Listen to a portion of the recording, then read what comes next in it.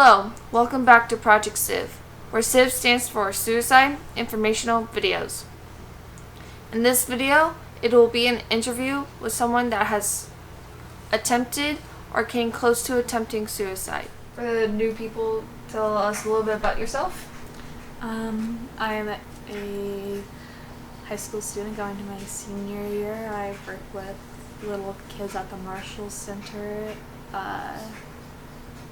I guess I'd say I'm pretty introverted, a little bit guarded about like how my feelings and things that's happened, and I've been through like a lot, but like I'm still here, so sure.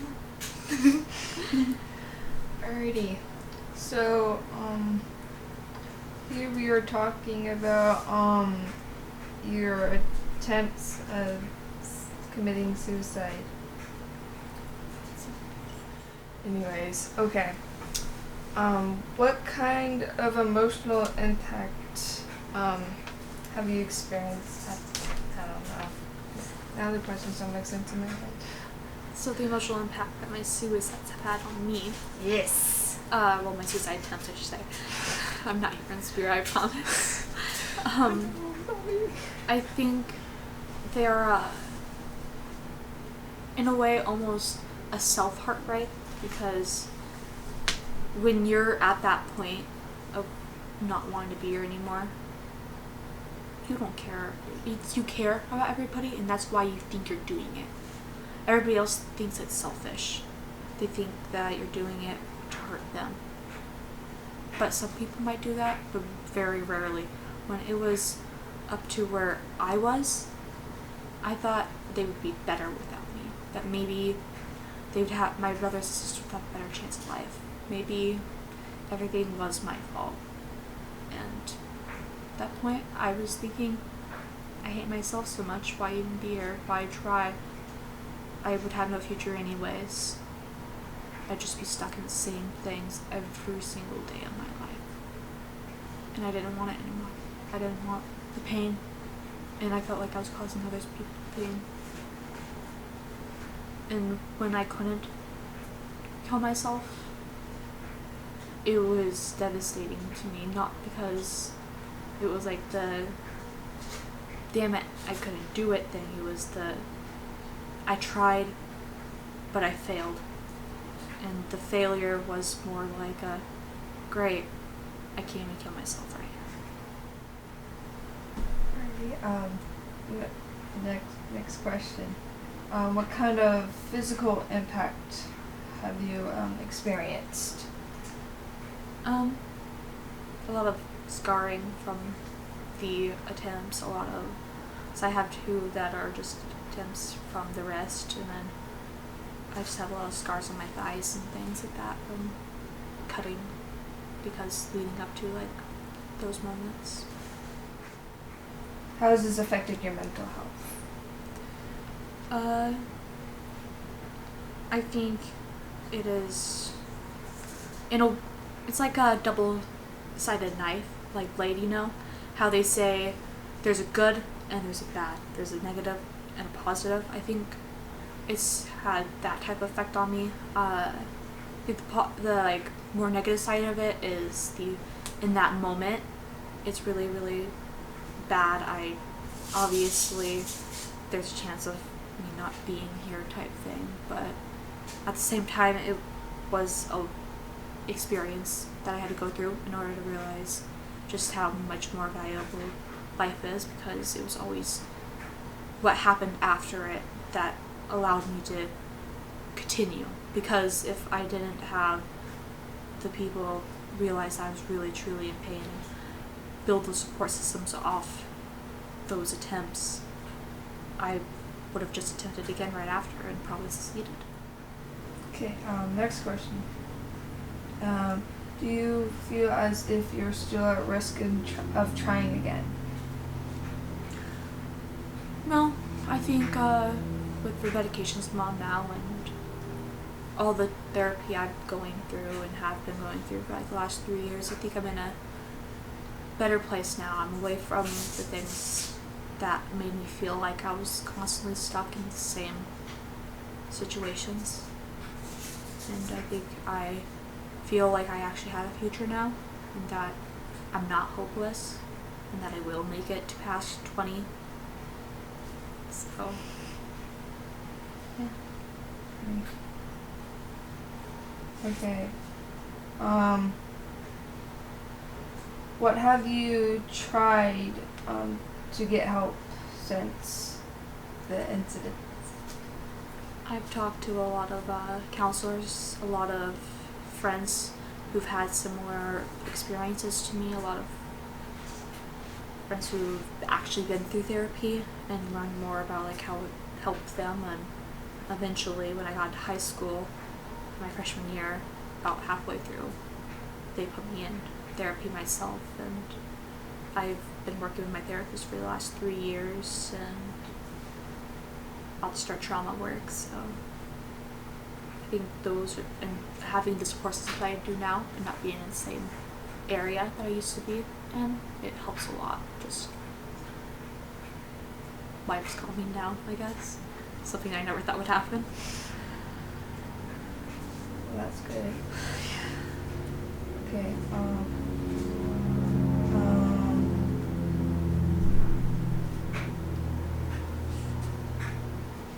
So why you talked about is like there are like a couple really questions, but like why did you think that I put down here like the only way to escape, but like why did I do it? Yeah.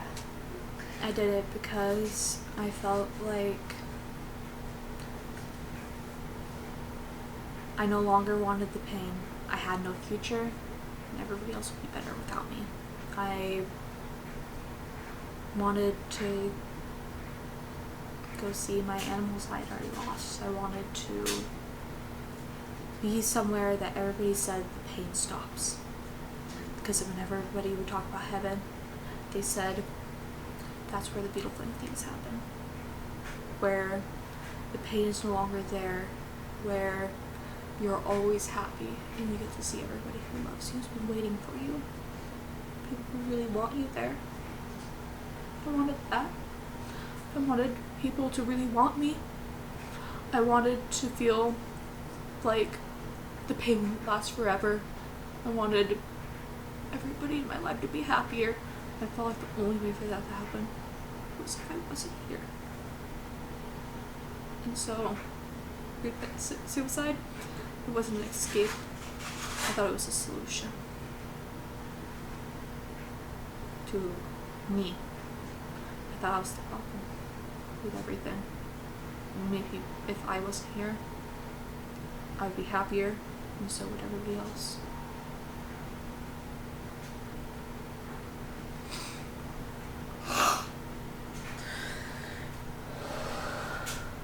You need a minute.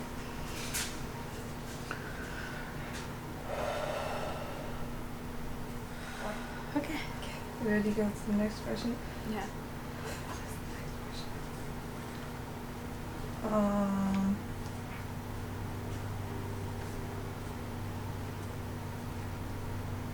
Did you try to get help before the occurrence? I mean, yes and no. I guess it depends on what type of help. Like, I didn't really try to go to a therapist at that time. I didn't call any hotline stuff because partly I was too young. I had no clue what those were. And let's be honest, I'm almost 18 here. Cell phones? Not a thing. We had those little digital phones. We did not have cell phones where you can go, hey Siri, show me this. Nah. I had a radio, landline, flip phone. That's what I had. Couldn't get that type of help, but I tried to tell people in the situations I were, what I was in, the people I trusted, I tried telling them about them. The only issue is they were in situations with me, kind of, and in order to protect themselves, they turned a blind eye to it. Told me I was crazy. Told me that it didn't matter. It was not going to last that long. Suck it up. life happens.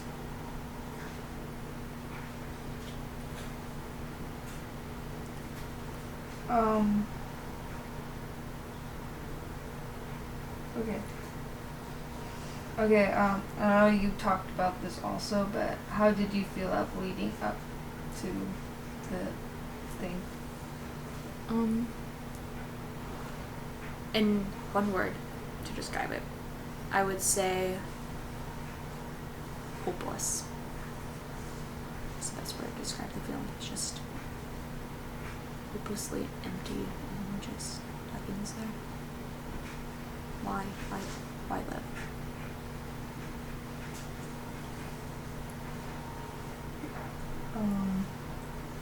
Next question. What has helped you to get to this point, like coping mechanisms? Finding the right people to hang out with, learning that I'm not the only one, that there's other people who've been through the same things.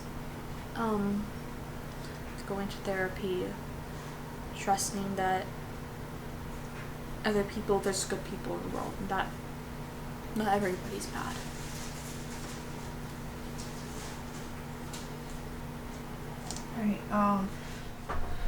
Alrighty. So advice that you would give to your younger self that was going through this. It wasn't my fault. I feel like that's what I would want to tell myself, that everything that happened leading up to being 8, just let it go. And I feel like I did understand, but I didn't. But I think it was sexual abuse that I still wish, I'm still working through, but I wish I would have really told myself it was okay. When I thought that me being a female caused me to be lesser than males, I wish I would have told myself that wasn't true. But I think the hardest part of it all started when I was 8 years old and my uncle had raped me. I felt useless because I was screaming for help, and my siblings I had trained to not respond because they knew if they responded that something could even go worse or they could get hurt. So they just listened and did nothing because they were too young. And I felt responsible. I felt like because I developed things and that it was my fault I let him snort things, and I wish I told myself that that wasn't. 3 months later though, I noticed there was a bump, and I had watched my sister go through her pregnancy at the age of 16, so I knew what was happening because I had a lot of the same symptoms. I quickly realized what it was, and I knew that at the age of 8 I couldn't have the baby. I couldn't. I didn't know it was possible. I didn't know that that's what happened, but it was a hard way of learning how babies were created, definitely. Wish I would have told myself that it wasn't my fault, and most of all, I wish I would have told myself that I wasn't a murderer, because I felt like one. When I found out, I knew that my Uncle Raymond found out, he would have beat me until I was going to be in the hospital, almost to the point I would be pretty much on life support, because he would have wanted to get rid of it. And the best way in a drug addict's mind and somebody who's been to prison is to get rid of all evidence. He would have tried to kill me in order to kill me and the baby, to protect himself from the family and having to go back to prison again. So I had grabbed my sister's sleep pills and alcohol because I knew those were things you weren't supposed to take while you were pregnant, because she told me, I can't take these, it will kill the baby. And so I took those and I took it. I almost ended up hospitalized because of the fact that I was getting so sick and almost like overdosing from her pills. I took too many for my little body, and my body never had alcohol before. I just knew that it did things to you, that it was first time for everything, I guess, and so I just passed it off as the flu, and I wish I would have told my parents what really happened, but I felt like if I said anything, then my Uncle Raymond might try to kill my entire family, and I was actually scared of that type of stuff because I was used to the blood stuff that would literally kill anybody who found out anything. And I thought that's what he would do to us if I told. So I kept it quiet, and it was heartbreaking. But then I let my Papa Kenny touch me when I was 12, well, not 12, from the ages of 9 to 12. So about 3.5 years, because I was about to turn 13 when he passed away of cancer, and I wish I would have told myself not to be sad, and that his passing away meant that my life would actually start, kind of, and that it would be the end of 4 years that he would touch me every single night, and that my body I wasn't supposed to hate because he touched me, and because of the fact that I had to abort a baby already. I wish I would have told myself I was beautiful, though they made me feel disgusting.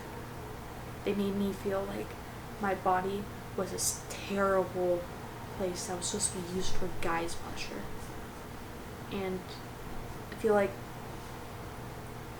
after going through all of that, that led up to my first suicide attempt, because of the fact that after 4 years of being touched, I felt it was my fault, and I felt if I just wasn't here, he couldn't touch me anymore, and I'd be happier. But life, I guess, and the hardest one though was when I was 11, and I was out on a run for the bloods that we were paying my aunts to do, though I should have said no, and that we weren't her nieces and nephews, because then maybe we wouldn't have had to run for them. But the guy who was driving me, no one else gay for about 6 years, and he pulled over to the side after drinking for a while, and he pulled the lever of the seat and it went backwards, and he raped me in the seat, and I did nothing about it. I had already been in that situation before. I had already let somebody touch me for 4 years. So I cried and looked away. I just felt like I couldn't do anything, and that it was his right to touch me like that, and his right to force me into it. But I realized at that point, a little bit following that, I wasn't getting my period. And I had had my period for almost a year. So I started it a little bit after I turned 11. I was about to turn 12. And so I had known that my period was supposed to come, and it didn't come. And I asked my mom why periods might be late, just because I told her that I had somebody who said, "Oh, my period's late, that's weird," type thing. And she was like, okay, so she explained to me that could be a sign that you're pregnant. And so I waited a little bit longer, and I waited about maybe 3 weeks. I was getting dressed, and I looked down, and sure enough, I see what I pretty much seen when I was 8. It's a little baby bump. And for the second time, this time I didn't take medications because I didn't have any around me, but I knew where my grandpa had a special bottle of vodka hidden for special occasions that he probably would drink maybe a glass of it once a year. I took that thing, I just started chugging until I blacked out, and within the next week, the baby was aborted, and I felt I felt even worse than the first time, because I felt like, wow, that's now the second life I've killed. But if I didn't do it, they would have literally killed me, and be sure of it. But I wish I would have told myself it wasn't my fault. I did the right thing, that those kids wouldn't have survived this life anyways, and that I was not ready to have a kid, and that those kids weren't planned. So I'm not a murderer, because it wasn't my choice to have them in the first place. And that's what I wish I would have told my younger self. And is there anything else you'd like to share? No matter what's going on in your life and how terrible it might feel, especially if you are young and you are learning things, know if you aren't an adult yet, life is going to change. Life will get better. You do have a future. You're not hopeless, though you might feel hopeless and empty leading up to it. Just don't do it, because you might really, really miss a chance at something beautiful, and that you might have really had a beautiful future, and that was going to happen. And you do hurt people. It hurts a lot to lose somebody through suicide, and though it might feel like a solution, it's not. It will just end up hurting more in the end, and there's no proof that a better place exists after this. So just hang in there, because life's worth it. Thank you. Yeah. Thanks for watching another Project S.I.V video. I hope you learned something and shared what you did to others. If you like this video, leave a like and subscribe if you want. Until next, oh, by the way, suicide hotlines in the description. Anyways, until next time, have a wonderful day in life. Bye.